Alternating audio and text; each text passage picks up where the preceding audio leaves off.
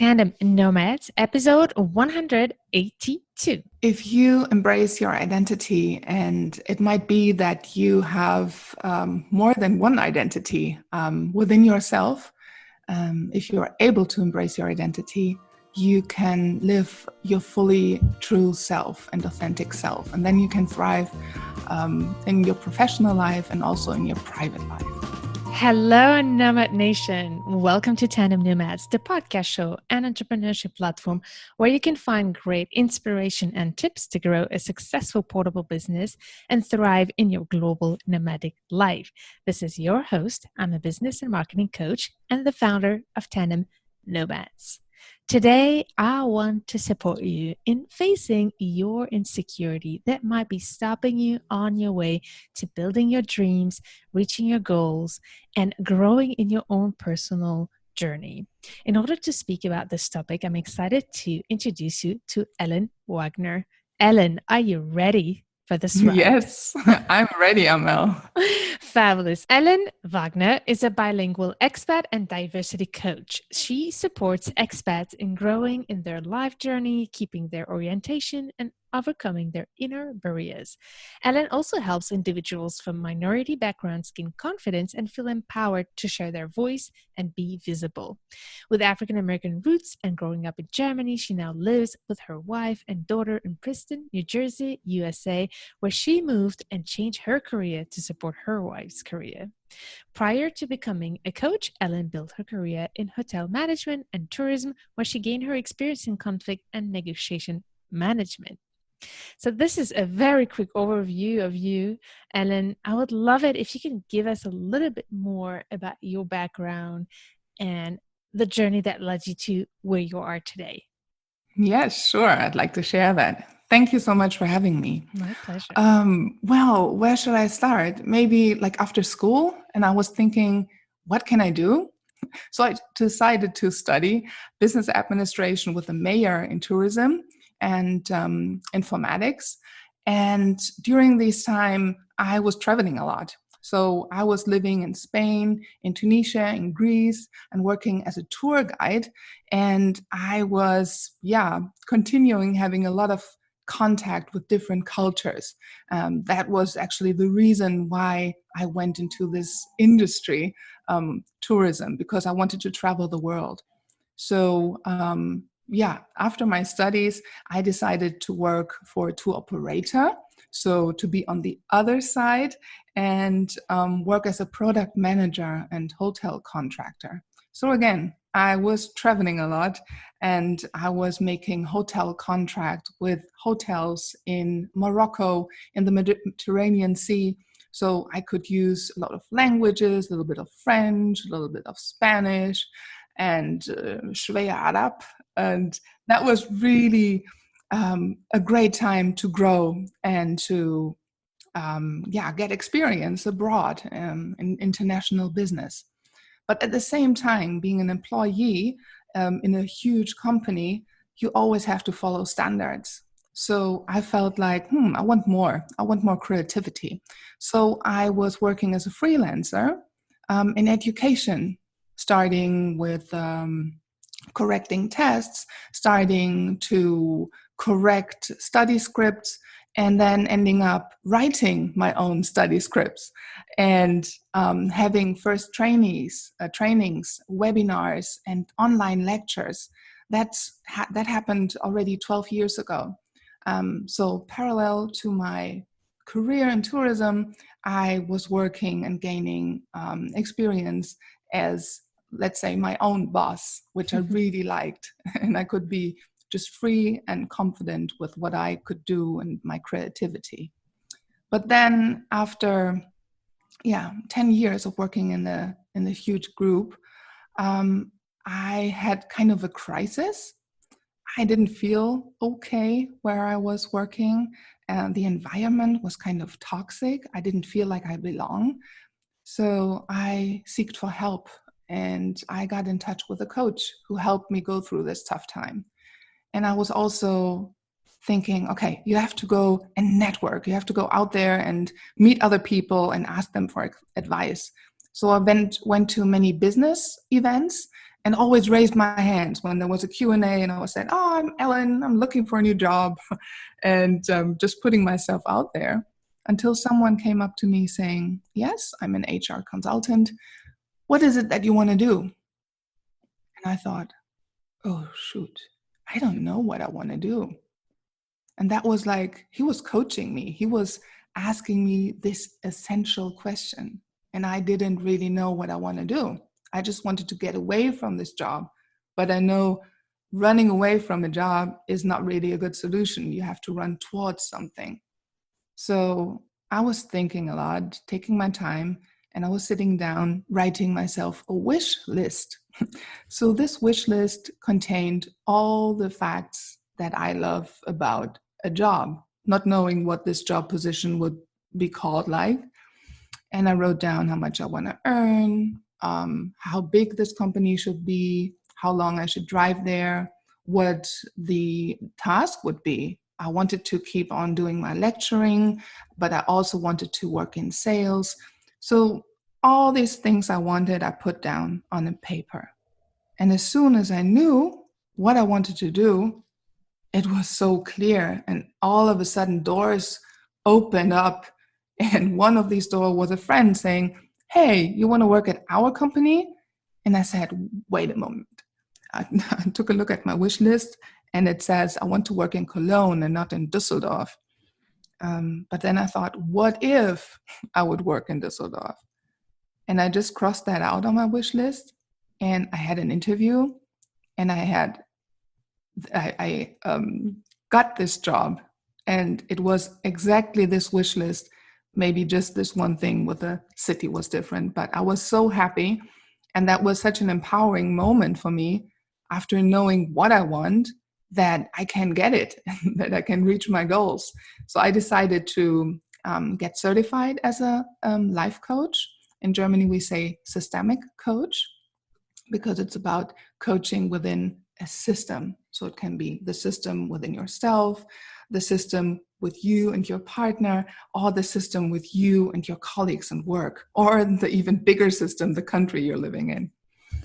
And unfortunately, I wasn't working in this job for a long time, because my wife got the good news that we're going to move abroad to the United States.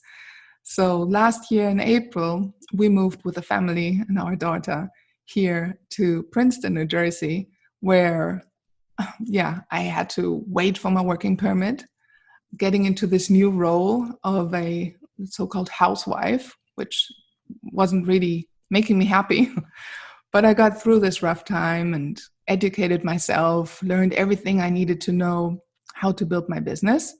And at the end of the year, I received my working permit. And the next day, I founded my business. And amazing. The rest is history. Amazing. And I have noticed you and your work through everything you do to empower people to feel more confident, especially people who actually feel very different, which is the case of a lot of expats, but especially, we talked a lot about the work that I'm trying to do, the anti-racism work and bringing awareness around that. You also work a lot with minorities, helping them speak up for themselves. And I remember telling you how, for me, it was interesting because we always talk about what we can do to fight racism, but not enough of what we can do to find the actual courage and confidence to speak up against it, whether we are discriminated or not. So I was very interested with the work you do that.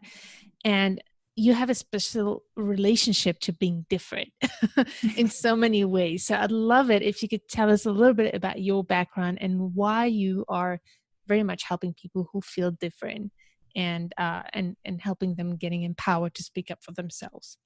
Yeah, sure. So, when I grew up, I was different. And the reason for that is I'm a person of color. And my parents are white. That's because they adopted me when I was 6 weeks old. So I was born in Wuppertal in Germany, but I know little about my let's say, biological parents. My mother was white, my father was black, but that's all I knew. So, of course, at the moment that I was able to speak and talk with my parents, I asked, why am I different? So they revealed, of course, and talked with me about the adoption, and that was just fine. And I was fine with that because my parents are the best that I could have. But growing up in this city was a little hard because I was the only person of color there, or let's say the only black person. And there was no child that looked like me or I can relate it to. When I was a child, I think I never really thought about it because my parents never talked about racism. Of course, they wanted to protect me and say, don't go to the bigger city, it might be dangerous, but they never really stated why. So when I moved out from my parents' house and exploring the world, I realized, oh, I am. When I'm in Germany, people ask me, where are you from? Because they don't expect me to be German. But when I'm abroad and I might blend in, let's say Brazil or parts of Malaysia or parts of Africa, where people would not expect me to be a foreigner, as soon as I open my mouth, they say, oh, you're not from here. So it's hard for me to really fit in anywhere because I kind of am different all the time. And then later in my life, after I broke up with the father of my daughter, who is from Central Africa, Cameroon, I kind of started to embrace my identity and knowing, okay, I can find peace within myself. I don't need another person to be complete or to be okay.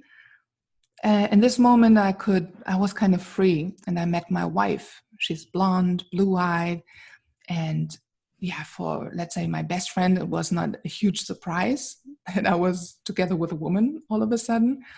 But for my parents, it was, of course, they're a little conservative. And for many people in Germany and in the world, it is not common that you're together with the same sex.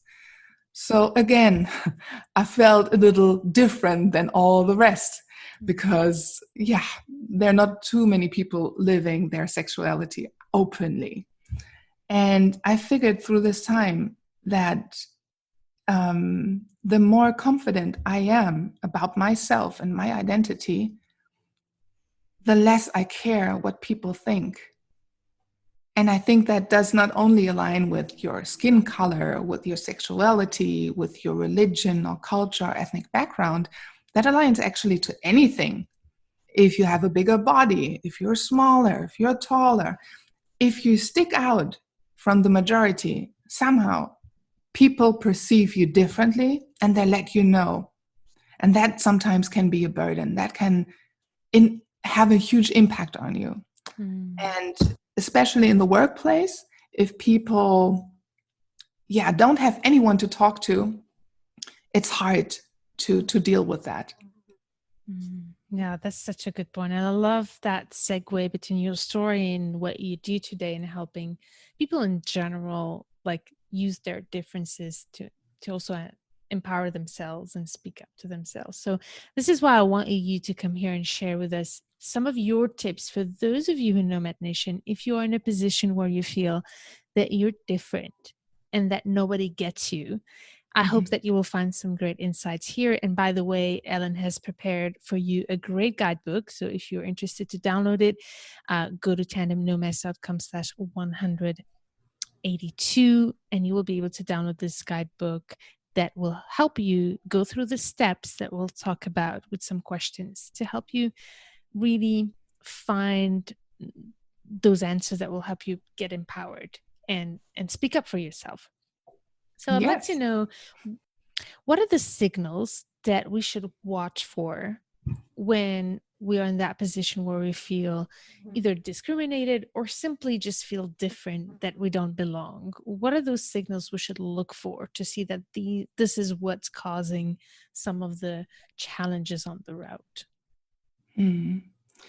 So when I grew up, I have to go back a little. I didn't know why things occurred to me, why these things were happening to me. And the reason for that was I wasn't educated. I didn't know about it.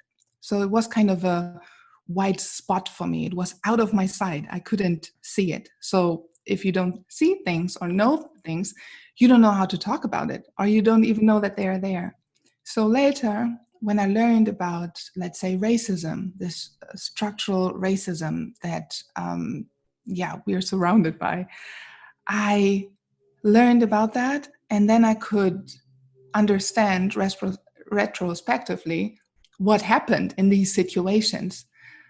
For instance, my former principal from my school, he held like a speech about the new school exchange at our school. We were going to Senegal, to West Africa, with our German school class. And I wasn't in this particular class, but I was asking him, hey, can I join this group who's going to travel to Africa? I'm really excited and interested in that. And he said, yes, of course, you are our alibi. And I just remembered that my friends were looking at me like, oh, strangely. But I didn't understand. I was just, let's say, blind to this comment, and I didn't understand what he meant. And now that I educated myself and I know about discrimination, I can identify these situations. And the important thing about it is that if you know what's going on, you can kind of name it and kind of deal with it, because then it's not tangible, but it's kind of right in front of your eyes. And then it might be a way for you to also understand the system. So everybody of us is biased. We have prejudice, and we are not really aware of these. So we got socialized in different cultures, in different countries, and we have prejudice towards other people, and we don't know that.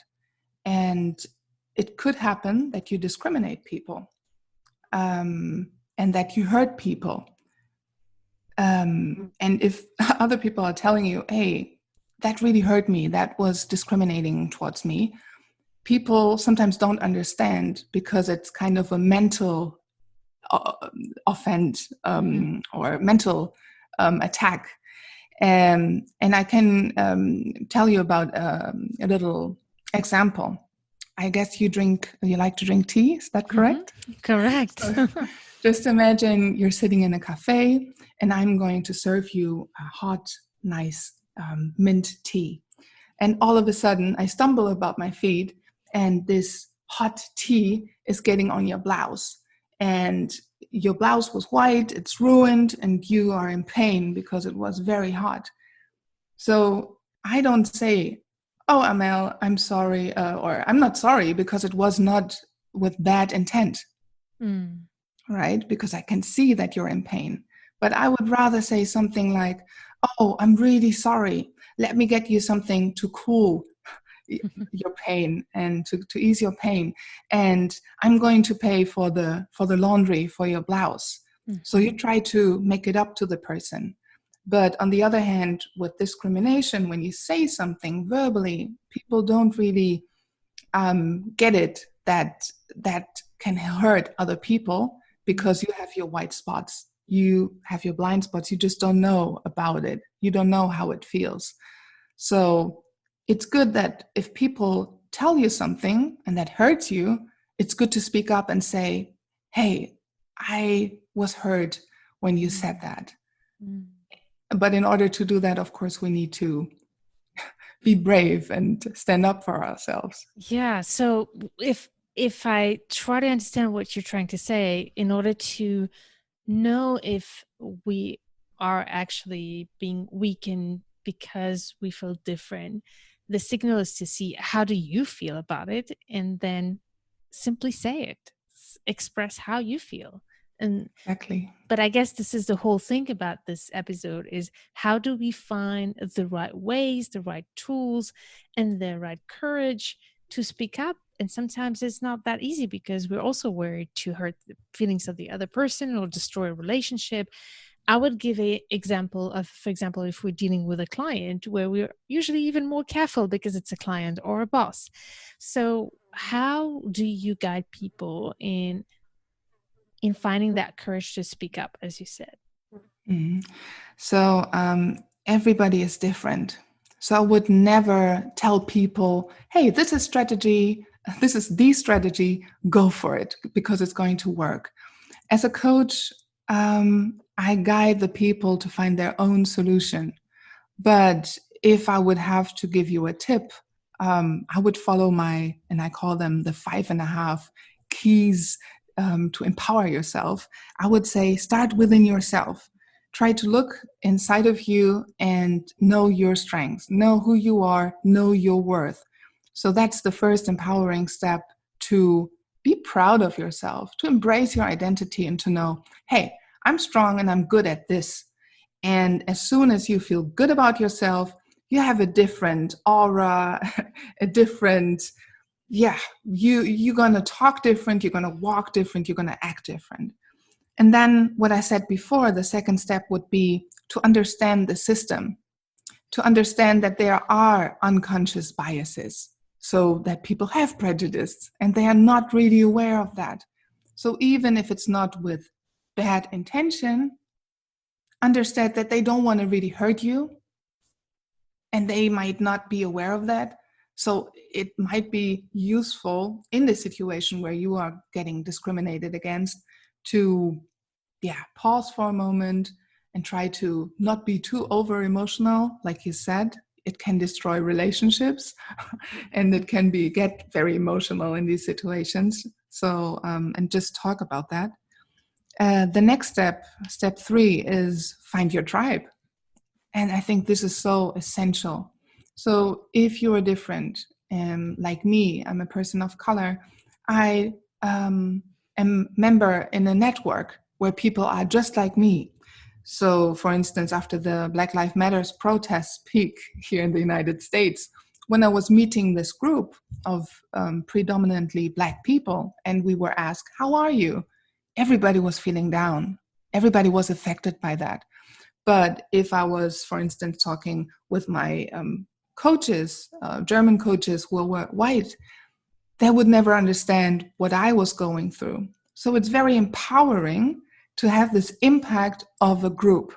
So whatever it is, if you're not confident being a woman in the business world, find a group of women who are encouraging, empowering themselves, where you can get a mentor, where you can get support and talk about your insecurities, because you're kind of in a safe space. Everybody kind of feels the same. And the next step would be to define your goals. So when you are empowered, when you have the right people to ask for help, you need to know, what do you want to do? And what is your goal? Is it about professional life? Is it about private life? What is it? Do you want to be more happy? Do you want to have a better relationship with your children? What is it? And just like my wish list, you can write down, what is it that you want in your life? And the more you know what you want, the more you can follow this path.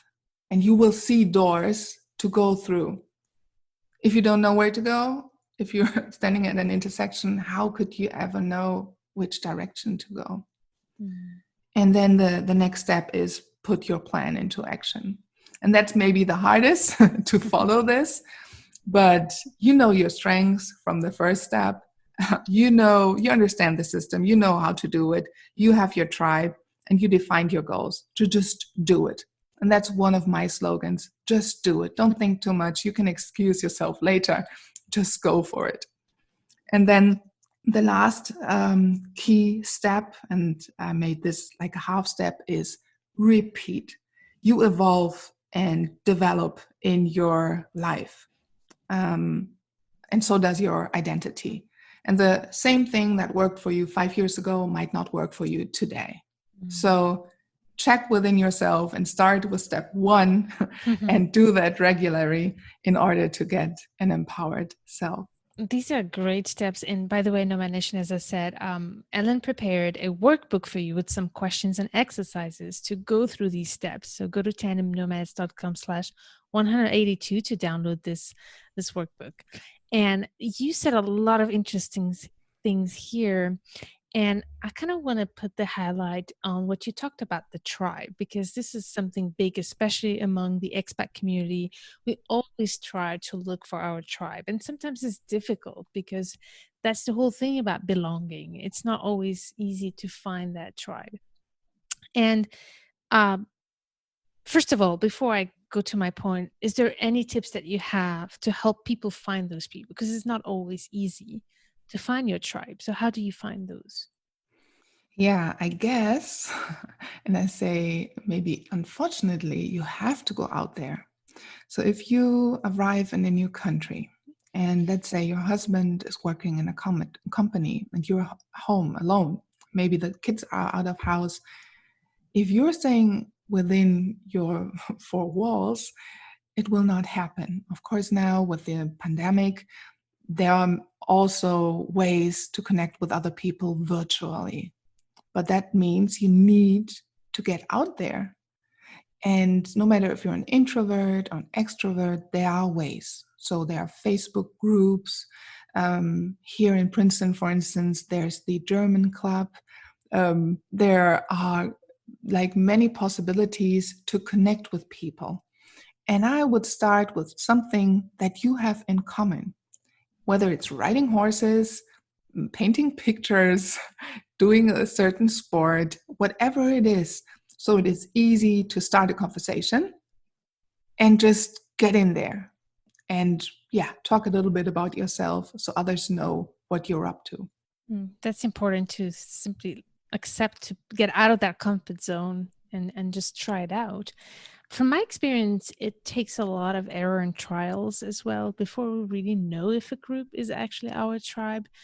And I don't know if you agree, but I would also invite everyone to give ourselves some time to experiment and see where do we feel comfortable, through where we feel like we can be ourselves in that group, and find support to be more confident and empower ourselves.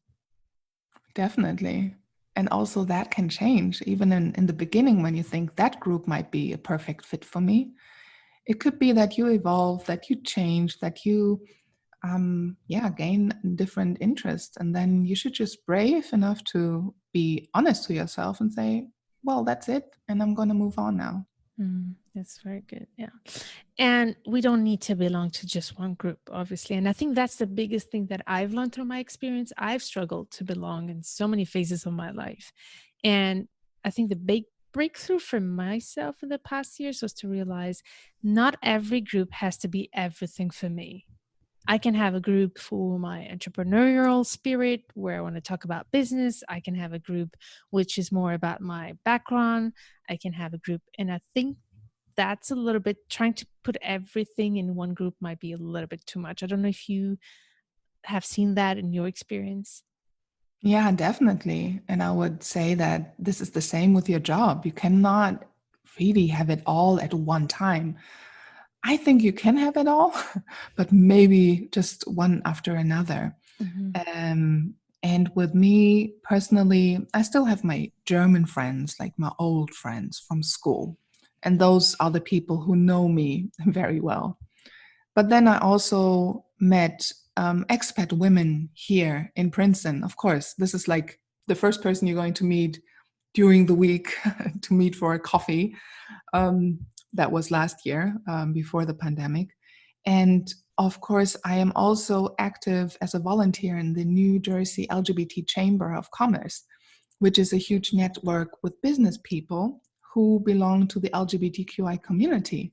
So when I have meetings or virtual meetings, I can just fully live my, let's say, queer side. And like I said before, I'm in this network, a German network with people with an African background. I can just fully embrace this part of my identity, which is super fine. And yeah, just like you said, I also believe that you can find your tribe, but it might be like several tribes for several needs and for also several different times in your life. Yeah, this is such an important point. So, knowing that this whole topic that we're trying to address today is about finding the confidence to speak up. I think the first part, and this is why we took a lot of time on it, before we try to speak up and defend ourselves, and when we feel discriminated or we feel like we don't belong and we've been hurt by certain actions that other people have been doing, the first step starts within us, doing the work with us first. And I think that's what you've been explaining as well as to the guidebook. Now that's once this work is done, what should we do to speak up if we feel like we've been discriminated? That's a difficult one because, again, everybody is different. And I know there are introverts, I'm not, who don't want to speak up, especially in public, because sometimes we get hurt by people we don't know. So sometimes when it happens on the street, I cannot just be bothered. I don't want to put effort in this. But if it's within our family, friends, or even colleagues that you have to work closely with, it might be a good invest to take your time and talk with that person. And then it would be the same advice that I would give to couples. If you have stress with your partner, when do you talk about that? Do you do it immediately? Would it be better to have the first coffee in the morning? Or would it be better to bring that topic up when you're in a very relaxed mood and you're open to talk about that? So it really depends on what kind of situation is it? What is it about? How deeply did you get hurt? But if it would be like a day-to-day microaggression, something that, is offending you, and I describe microaggressions, these discriminations we face every day, like mosquito bites. So if you get one mosquito bite, it's okay. It's a little bit, it bugs you a little bit, but it's okay. But if you get bitten every day on the same spot again and again and again, it starts to hurt, and it kind of impacts your daily routine, your business life, your relationship. So you have to do something against that. And my advice is just to give feedback to people. And just like in professional context, start with yourself again. So say something like what you observed. You just said something to me. And what did it do to yourself? And I feel hurt because, you said something that hurt my feeling because of that and that and that. And then end with a wish. So my wish would be, don't use this word in the future because I don't like it or it hurts me. That would be like the 3 steps to go about it. Yeah, that's the non-violent communication tool. First, acknowledge the facts, what happened, how it made you feel, and what you would like the other person to do. And I think that's a great framework to start a conversation peacefully. And I think the big takeaway that I take from that is it's never about saying you did this wrong. Is that this happened, this is how it made me feel, and I would like it if you could do this instead. Exactly. Or stop doing that. Yes, exactly. And what we have to acknowledge about discrimination, it's not about if you discriminated somebody, it's not about you having good or bad intention, not at all. It's about how the person who says that I got discriminated against, that this person, when this person expresses their feeling, it's all about the person. It's not about you. Because the same word that you discriminate me against could be not really matter another person, because everybody's different. That's so good. And I love the analogies that you use. The last one with the mosquitoes is so good. Like, if somebody bugs you once, it's okay. But if you feel like the same issue is happening again and again, then I think that's the signal where you need to speak up. You need to do something about it because it's bugging you. And that's important. The third part I want to discuss with you is about, first part is doing our own work, second, speaking up, and then the third part, and I've seen you work with this initiative from Google that's called I Am Remarkable. And I think the third step is about the mindset of being confident and doing the self-talk and realizing that whatever other people can say about us, it should not affect us in a way. And we should just build the confidence from within. So I don't know if you have any tips to share about that. What are you, when you facilitate these I am remarkable, what are you teaching people to, for them to feel confident and empowered despite of the context and the environment? Mm-mm. The goal of the I Am Remarkable workshops, there are two goals. So one goal is to really learn how to talk about your strength, your success. And the other one is to really be aware of the society and that there are prejudices. So, for instance, if a woman says that she's successful in her business, both women and men don't like that. They say something nasty about that woman, but it's not, oh yeah, she's successful and nobody's clapping. But if a man says that he's successful, everybody's like, yes, that's good, because the perception of successful women is just different. So we have to be aware of that, and we have to change that. Because if you're going to see a colleague talking about her success, and then you're going to hear the people talking behind her back badly about her, you will not talk about your success. You will hold back and not say anything. So we really have to change perception. And the other part is to talk about your success. Talk about what you want. If you are employed, how will your boss know where you want to go? If you're a solopreneur, if you don't tell the world that you're good at something and that you're the expert, how will your clients ever find you and come to see you? So you just need to do that. And within these workshops, we train this. So I'm going to ask the question, what are you remarkable for? What is it? Something unique. And I encourage the group to share that within the group. And it's such an empowering moment when people who might tend to be introvert and who normally don't say that they are remarkable for something, they say that and they get applause by the others and smiles, and that makes you confident. So it's all about training, just like a muscle, right? When you want to lose some weight or get some muscles to train for a marathon, you're going to train. You're not going to train once because that's not enough. You are going to train twice a week, 3 times a week, whatever it is. And you also try to align with your food.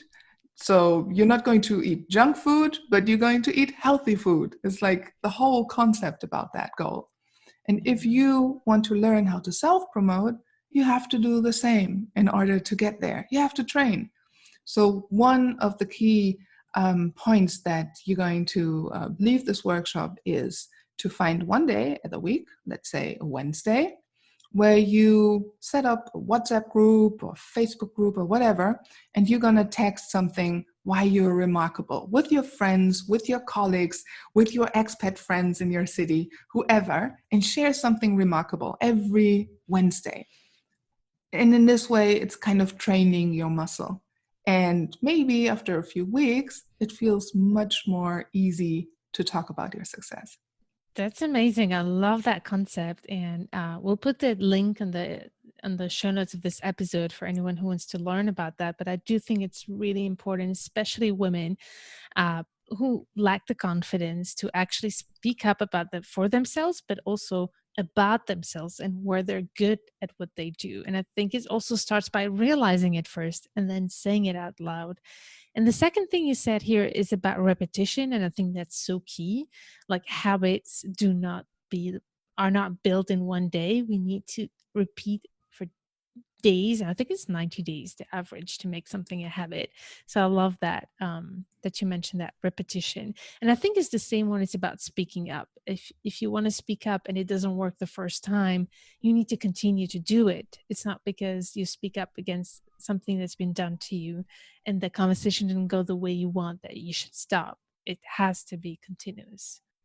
Exactly. And you have to learn a way that you feel comfortable with. So everybody, again, is different. And you have to find your way. And no matter what you do for the first time, riding a bike, skating, surfing, whatever it is, you fall and you fail. And I think our society, we need to learn how to fail and be okay with that and stand up again and try again. I think that is also a thing that is in our society, which is holding us back instead of thinking, hey, if I learn something, of course I'm going to fail. But this is just not the mindset that we get from society sometimes. So, again, we have to start within ourselves and think about what is the positive affirmation that I want to have. So write that down on a huge paper and put it somewhere in your house. And again, it's about repetition. So you read that every day, and one day you're going to believe it. That's amazing. So Nomad Nation, if you want to do these exercises, go to tandemnomads.com/182 and you'll find the guidance of Ellen right there. You'll be able to download her workbook. Thank you so much, Ellen, for that. Before we say goodbye, I'd love to know a little more about what services you provide and where can we find you? Yes, you can find me, of course, in the internet because most of my services right now are virtual. So you find me at www.cross-cultural-bridges.com.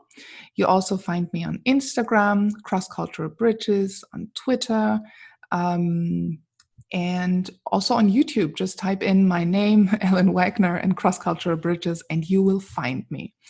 And what I offer is one-on-one coaching through Zoom, where, I can empower you. So no matter what it is you struggle with or you want to advance and you want to have a sparring partner, somebody who takes you by the hand and guides you along your journey to become more confident, to become stronger, to prepare for a speech, whatever it is, I'm your coach. And the other things that I do are workshops. So I do empowerment workshops for expats or for marginalized groups. The beginning of the year, before the pandemic, I was lucky to hold a workshop, an empowerment workshop for expat at the German embassy. And also, I can do these workshops virtual with small groups or bigger groups. And I also do anti-racism workshops. And those are not for the marginalized group, but for white people who never experienced racism. So within these workshops, you get educated about racism, so you know what you're talking about. So it makes it much easier to talk about it. And if you fear not to say the right thing or being maybe politically incorrect, don't worry. I'm a coach. I'm not meant to judge, and not meaning to judge about people, but you can ask me all the questions that you have about racism in order to speak up and be a good ally. That's amazing. That's fantastic. And we had so much to cover today. Thank you so much for sharing your experience. And Nomad Nation, make sure to check all the information of Ellen in the show notes of this episode. Before we say goodbye, Ellen, what is the biggest message you want to leave us with? No matter what you want to achieve in life, I know we are all privileged in a different way. The one people more, one people other people less, but just go for it and dare to fail and just go for it. Thank you so much for sharing your journey, Ellen. Nomad Nation, I hope that you found some great insights to feel confident, to speak up for yourself, feel empowered. And please, if you see somebody who needs your support along the way, to be an ally and support them, go for it as well. Thank you, and see you in the next episode to turn your challenges into great opportunities.